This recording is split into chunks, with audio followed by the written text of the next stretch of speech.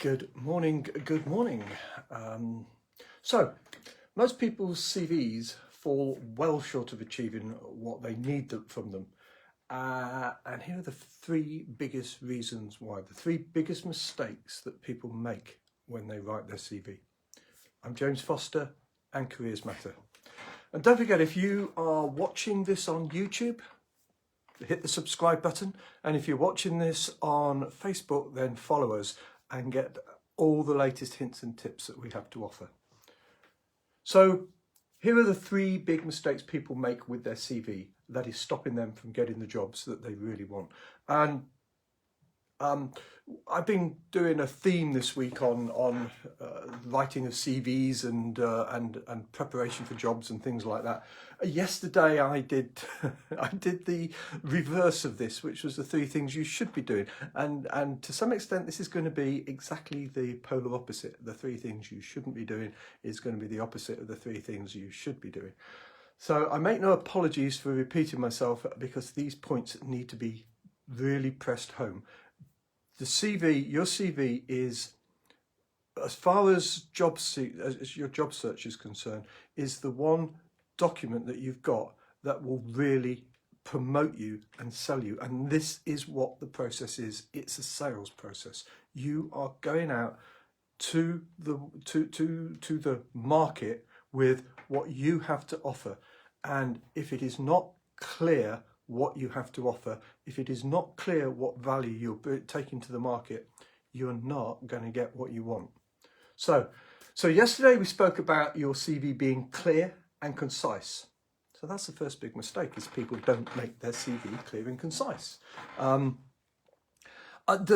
You'll be surprised. I guess in a typical week, I'd probably look at 50, 70 CVs, that sort of number. And I mean, by look at in relative detail. I don't mean just glance through and bin. I'm talking about really sort of trying to find something. Good morning, Angela. Trying to find something from the CV that is relevant to the job that I'm looking for. These days, this also relates to some extent to your LinkedIn profile as well, because a lot of my research for my recruitment activity I do on LinkedIn. So when I talk about your CV being clear and concise, think of your LinkedIn profile as well, to make sure that your profile is going to have the content. If you are interested in exploring jobs, is going to have the content that is going to get people's attention, so that they will then know who you are and what you do and be able to refer to you.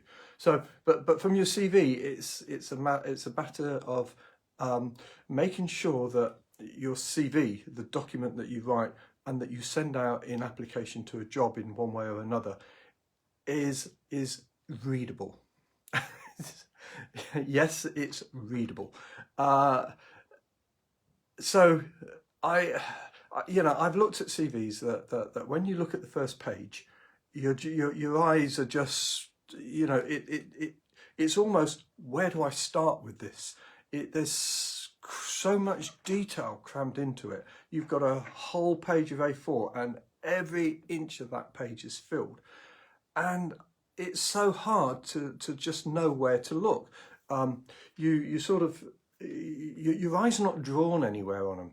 And that, okay, so that's an extreme example, but it's an example which gets across the point that if I come across CVs like that, I don't have time to go through it to find what I need.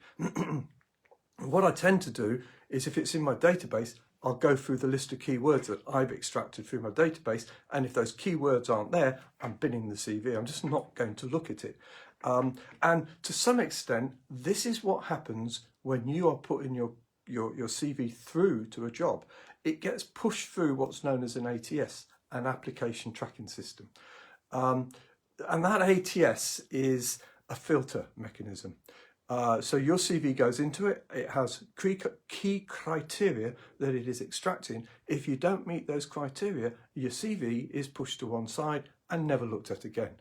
If it comes out the other side, it then has to go through the recruitment team, And this recruitment team, this is the company's internal recruitment staff, whether that's HR, whether that's an internal talent acquisition team. They then reflect on the CV and see if they can see what they have been told to look for.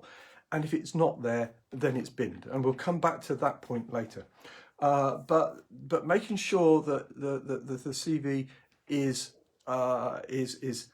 accessible in that way is very important.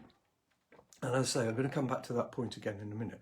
But the clear and conciseness, when I look at your CV, when those internal recruiters look at your CV, when the hiring manager looks at your CV, they need to find very easily what they are looking for.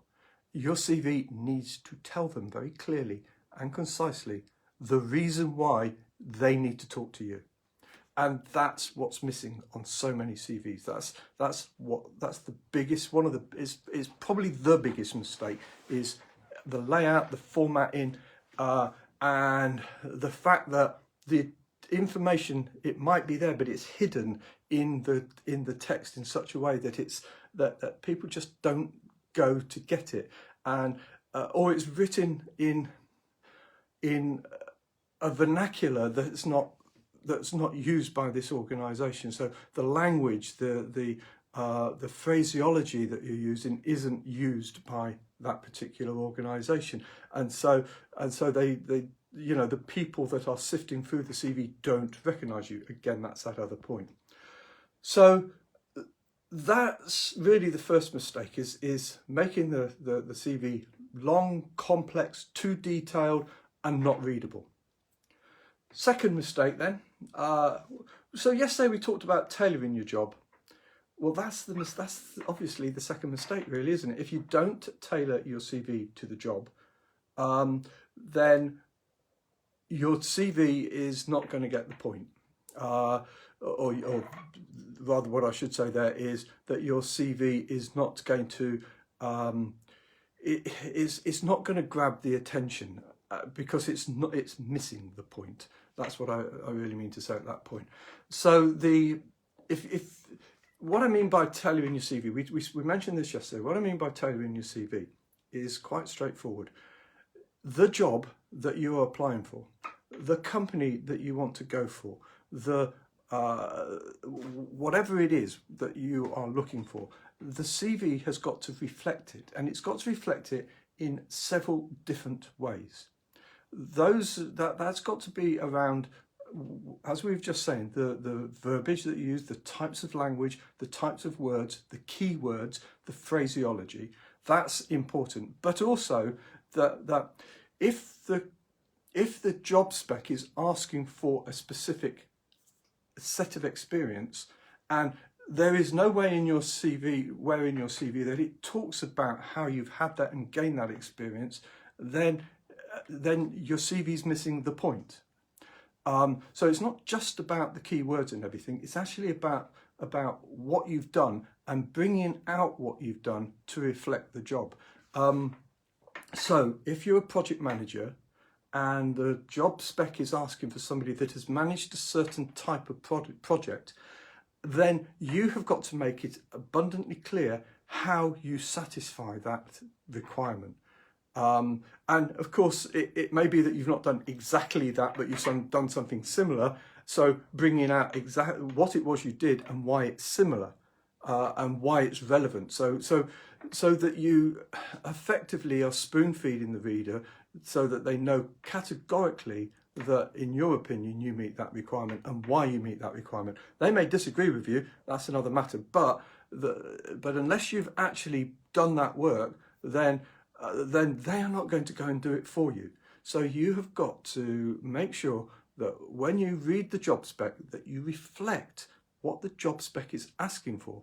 Or this could, whether it's a job spec or whether it's the brief you've had from the recruiter, if you're working with the recruiter, but that you reflect what that is about. So a job that I've got at the moment is for somebody in contact center pre-sales who sell cloud solutions. So if the CV of the person that is applying for that particular job doesn't talk about their design of cloud-based contact center solutions, what's the point? Yeah. Am I going to go and assume that it's there and put them forward? Well, no, I'm going to have a conversation with them. But if it was going through directly to through the ATS, it's not getting selected. It's not getting pulled out because it doesn't have the language that's needed for it. Doesn't tell them why they're relevant. It's not been tailored to the job. Third reason. And actually I've got a fourth reason as well, but the third big mistake that people make. So I've mentioned about the whole selection criteria, how your CV has got to have the right verbiage in it. So it's the theme is through the whole of this is going to be the same, is making sure that you've used the right terminology, the right phraseology, the right context of what the job application is about. So if you are applying for a job that says that they want somebody with a CCNA, that's Cisco Certified Network Associate, for and you have a CCNA, it's got to be on your CV. Now, mostly that sort of a qualification certification would be there. However, just putting CCNA is not enough. You've got a CCNA. These things have a time limit. They have you qualify for them wherever it is, and they last for a certain amount of time, and then you've got to refresh them to keep in qualification. So it is, just saying I have a CCNA. The fact of the matter are that if you need to be qualified as a CCNA and it's lapsed, it's not good enough. So that's an important point to bring out. When you're talking about the qualifications that you've got, when you're talking about the experience that you've got, how relevant is it? How recent is it? How is it in date? I've had people talk about I was SC cleared, security cleared, in the past, but it lapsed. It's no, the security clearance process is going to be done again. It does suggest, I suppose, that if you were security cleared in the past, it will be easy enough to get it done, but it's still a 3-month process to get security cleared. Whether you're security cleared, in the past or never have done it before, it's still a 3-month process. So so it's about making sure that that everything that you've got on your CV reflects the right type of phraseology. So if the CV is if the job spec, if the recruiter is asking for 4 years of experience in a particular area, it is essential to make sure that that you've got that 4 years experience. Now, in your mind, it may be there. In your mind, you may be thinking, yeah, I've got that experience. Read your CV and see if it's coming out. Read it from the perspective of the person that is going to be reading it. Somebody like me. I don't know what you do. I don't know, I do not understand what you do. So read it from that perspective. And then, so if I'm being asked to qualify people on 4 years of experience of doing something, and you think that that's in there, but I can't see it, then I won't believe it and I won't know about it.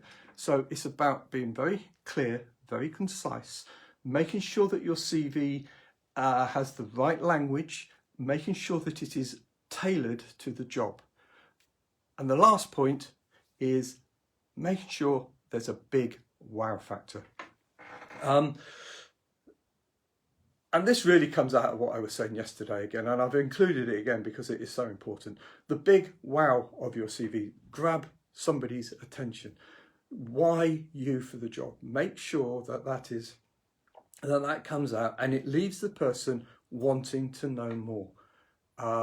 And that, I guess, is it's the fourth reason, and I said there were three. It's the fourth reason, but it is perhaps the biggest reason why candidates get rejected, is because they don't leave anybody wanting to know anything more about you.